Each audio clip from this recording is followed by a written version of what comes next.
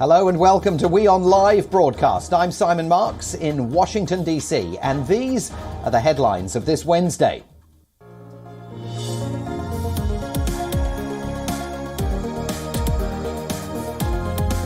A commander of Ukrainian forces holding out at a steel works in the besieged port city of Mariupol issues a desperate plea for help, saying his Marines are facing their last days, if not hours.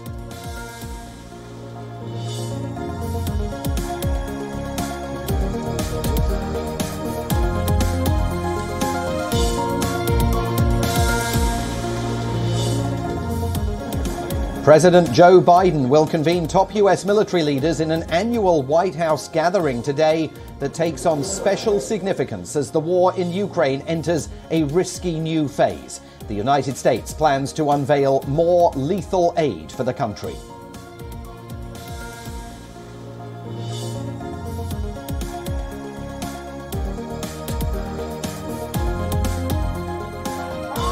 Thousands of people across Sri Lanka took to the streets a day after police opened fire on demonstrators, killing one person and reigniting widespread protests amid the country's worst economic crisis for decades.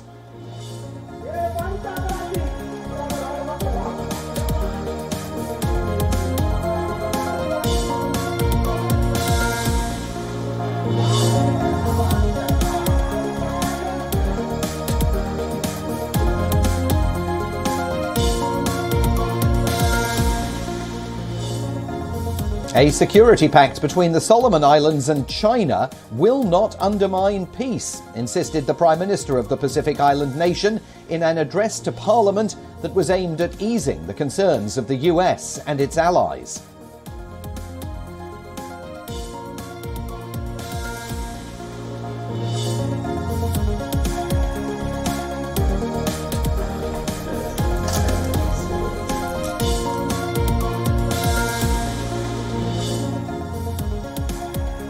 And Shanghai further eases its weeks-long COVID-19 lockdown despite mounting deaths and tens of thousands of new cases. Residents are venting online about uneven enforcement.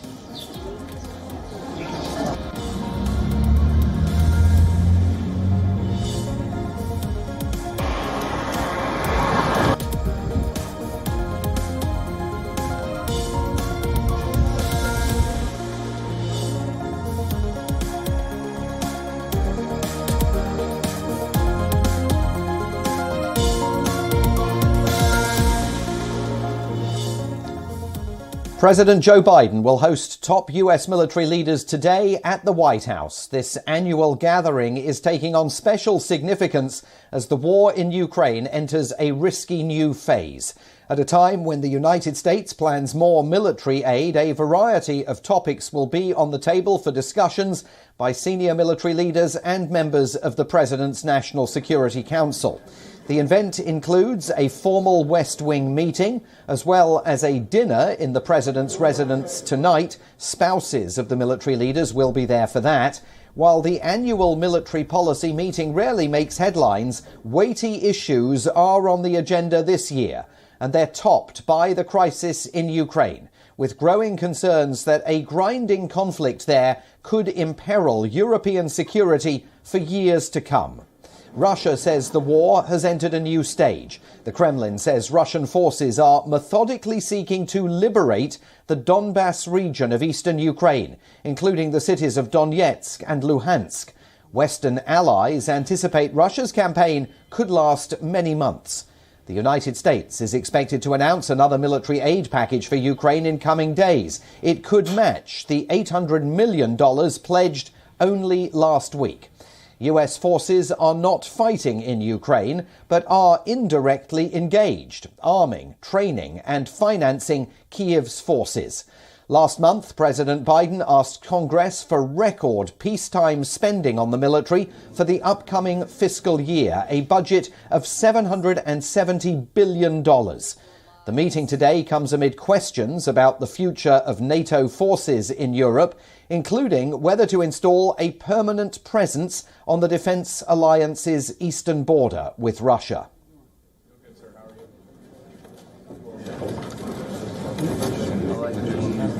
experience or training. Yes. You all have devoted your lives. Keep the democracies united in our opposition.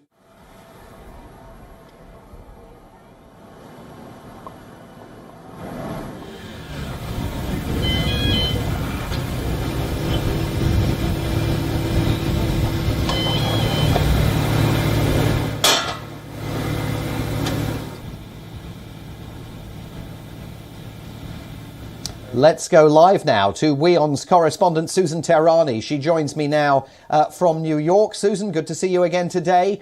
This meeting at the White House today, is this a reflection of the fact that the Biden administration is now essentially accepting that the situation in Ukraine is going to become a long-term grinding conflict that could certainly overshadow the rest of President Biden, what President Biden hopes is just his first term in office?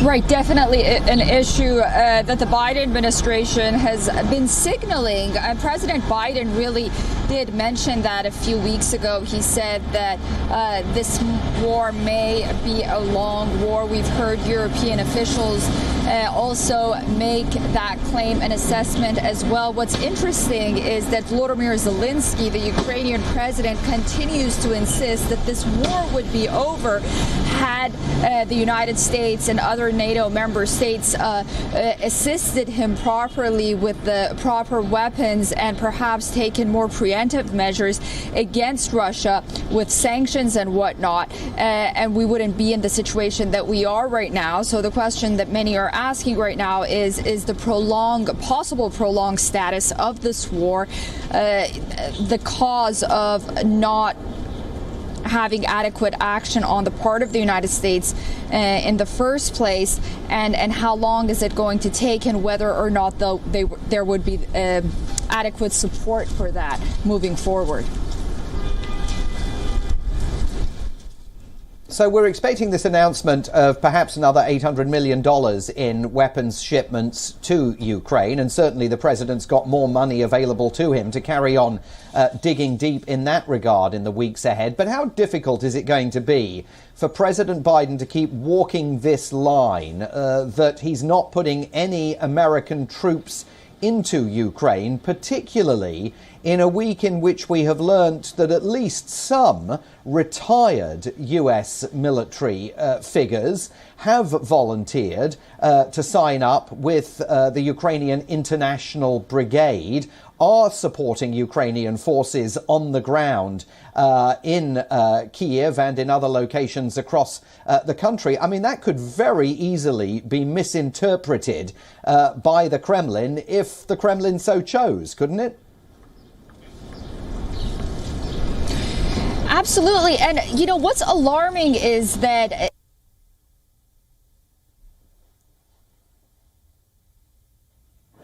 How you doing? Doing good, sir. How are you? I like the experience or training. Yes. You all have devoted your lives. Keep the democracies united in our opposition.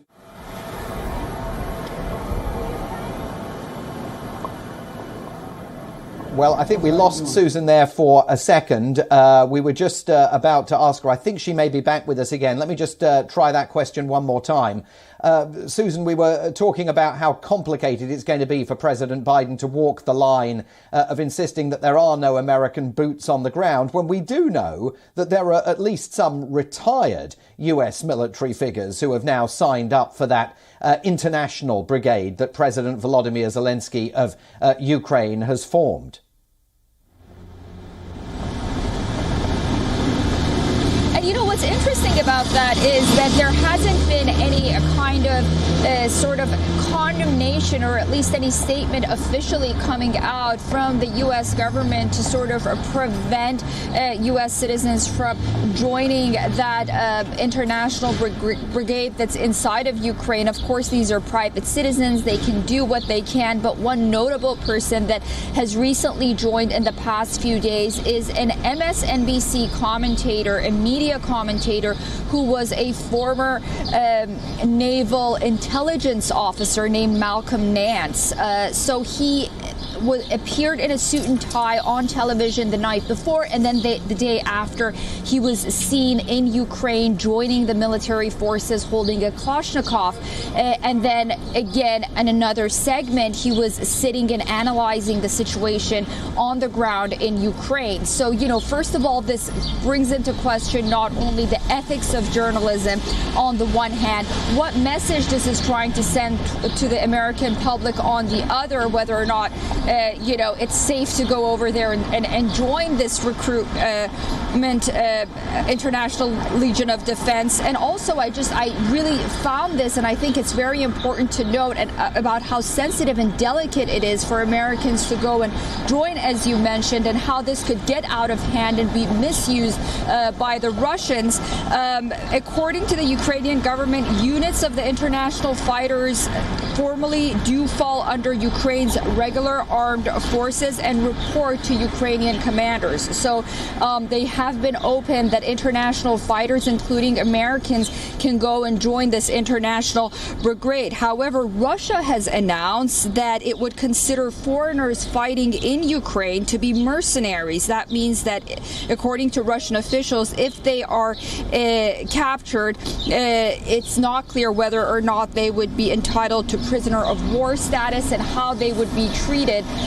So their status in Russia when they're captured would be unidentifiable, and then that would put the war into a whole new dimension, and relations between the country of origin of these mercenaries and Russia in a very difficult state. So yes, it's a very complicated situation when individuals go, and it will be very hard to see how the administration from a governmental standpoint can distance itself if and when something goes awry in situations like this.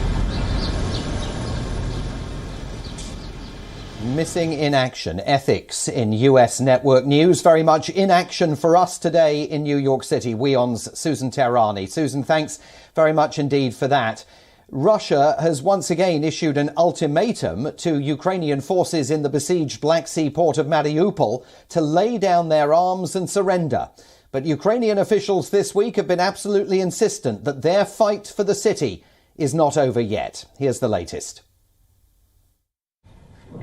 Russia was intensifying its attack on Ukraine's east on Tuesday as it sought a decisive victory in Mariupol, prompting Western governments to pledge more arms and sanctions. Thousands of Russian troops backed by artillery and rocket barrages were advancing in what Ukrainian officials called the Battle of the Donbass. Russia bombarded the Azovstal steel plant, the main remaining stronghold in Mariupol, with bunker-buster bombs, a Ukrainian presidential advisor said late on Tuesday, after an ultimatum by Russia for Ukrainian troops to lay down their weapons had lapsed. Ukrainian President Volodymyr Zelensky condemned Moscow for blocking any attempts to organize humanitarian corridors and save people. The Russian army will forever inscribe itself in world history as perhaps the most barbaric and inhuman army in the world, deliberately killing civilians, destroying residential quarters and civilian infrastructure, and using all kinds of weapons, including those prohibited by international conventions, is already the brand signature of the Russian army. The United States, Canada, Britain, France, and Germany on Tuesday pledged more support to Ukraine, including sending heavy artillery and ammunition. Pentagon spokesman John Kirby. I would just say, without getting into what other nations are providing, that they have received additional platforms and parts to be able to increase their fleet size, their aircraft fleet size. I think I'd leave it at that. In Mariupol, a humanitarian catastrophe has unfolded. Tens of thousands of residents have been trapped with no access to food or water, and bodies litter the streets. Ukraine believes more than 20,000 civilians have died there. Russia has denied targeting civilians in its invasion of Ukraine and says without evidence that signs of atrocities were staged. Video released by Ukraine's Azov battalion purported to show people living in the underground network beneath the steel plant, where they say hundreds of women, children, and elderly civilians are sheltering with diminishing supplies. We lost our home. We lost our livelihood. We want to live a normal, peaceful life. We want to get out of here. There are lots of children in here. They're hungry. Get us out of here, we beg you. We've already cried out all the tears we have. We can't cry anymore. Reuters could not independently verify where or when the video was shot. Shells and rockets also hit Kharkiv, Ukraine's second largest city, officials said, wrecking apartment blocks and other buildings. Officials said 4 people were killed and 14 wounded. Reuters journalists saw the bodies of 3 people, apparently killed by shrapnel, lying on the pavement. Dans mes bras, venez dans mes bras. C'est violent, c'est inceste. Le soir revenir dans l'Europe. Personne jamais ne relève leur incohérence. Now, the battle for who will lead France is heating up. On one side, incumbent President Emmanuel Macron. On the other, far-right leader Marine Le Pen. This Sunday, France decides which of the two of them will lead the country. But before that, the two leaders will face off in a televised debate tonight. Both Macron and Le Pen have different visions for the future of the country, and today's debate will give them a make-or-break chance to try and convert voters. Currently, opinion polls favour Macron. He has consolidated his lead over Le Pen as both leaders try to woo voters ahead of the runoff. Estimates suggest that Macron can expect to receive between 54 and 56% of the votes. But that is a much smaller win than 5 years ago when the two politicians first faced off for the presidency. Back in 2017, Emmanuel Macron beat Marine Le Pen comfortably, taking 66% of the vote. Analysts also say that a Le Pen victory cannot be ruled out, even though it is less likely. So today, the two candidates will face off in a 2.5-hour TV encounter. Le Pen's poor performance in the 2017 TV debate played a major role in her defeat. This time round, her aides say she is better prepared and more focused. Neither candidate has sufficient die-hard supporters to take them to power, so the key is to convince voters that the other candidate is worse. Left-wing voters who backed a third candidate in the first round of the election will be absolutely crucial in determining the outcome of this election. Macron's style and policies have upset many of them, but polls show they are breaking more in his favour than in Le Pen's. Whoever wins on Sunday is likely to secure victory with a small majority. If Macron wins, he will face a difficult second term with little to no grace period and many voters already protesting against his policies. If Le Pen pulls off a shock victory, France will undergo radical change. Its domestic and international policies would change substantially. Some analysts even fear that street protests could begin. Either way, the winner's first challenge will be to win parliamentary elections that are coming up this June. But this presidential election is critical, not only for France but also for Europe. Macron is a pro-European centrist. Le Pen is an anti-immigration Eurosceptic. WION will continue to track the French presidential elections, bringing you comprehensive coverage of who will run the European Union's second largest economy for the next 5 years. And to get you the very latest, here's an update from WION's correspondent in the French capital, Ross Cullen.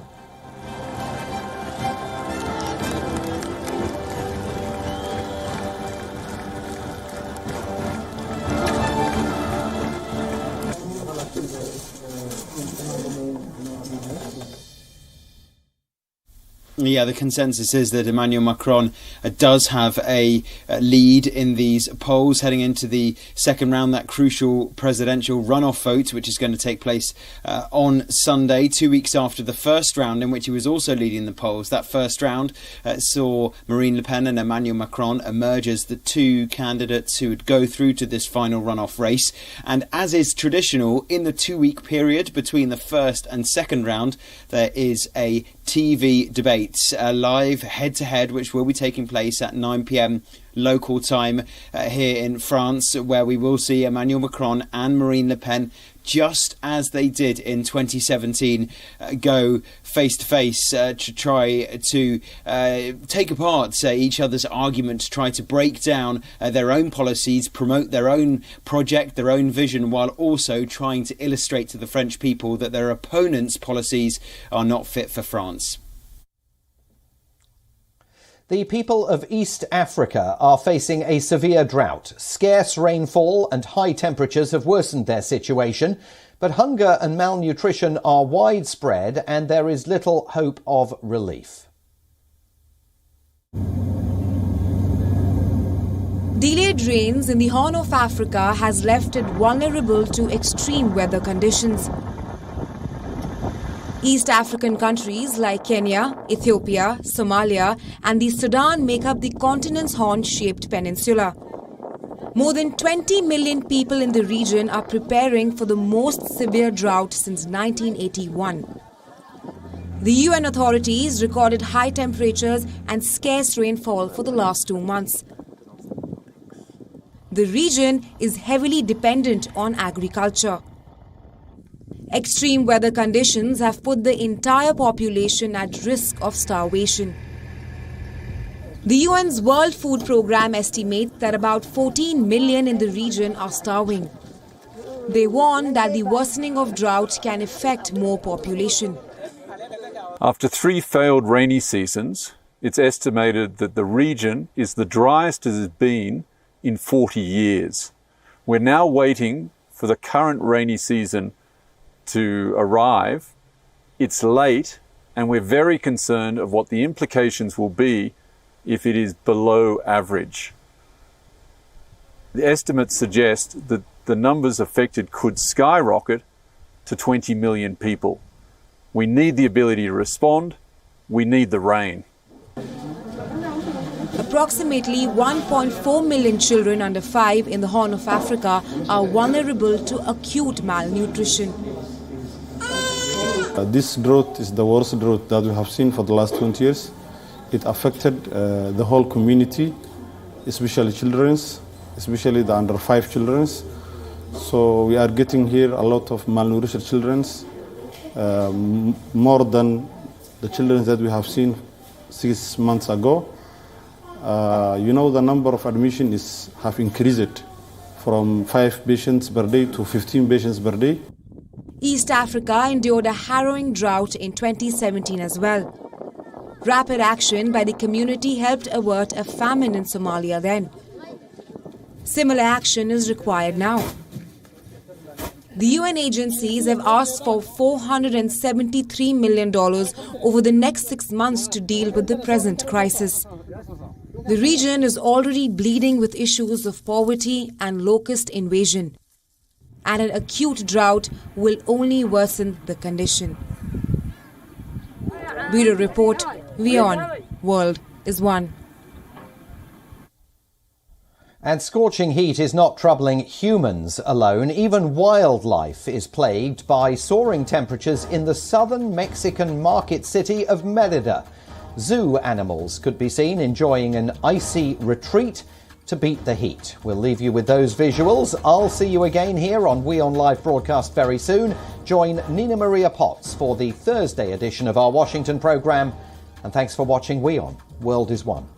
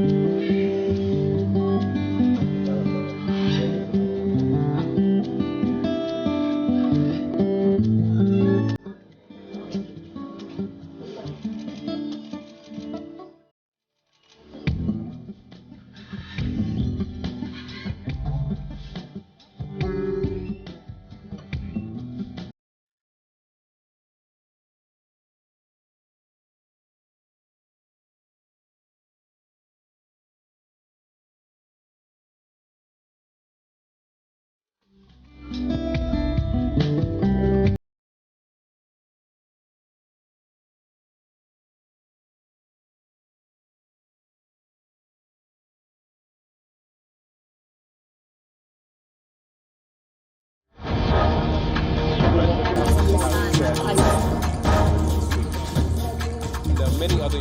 This is right, Arab.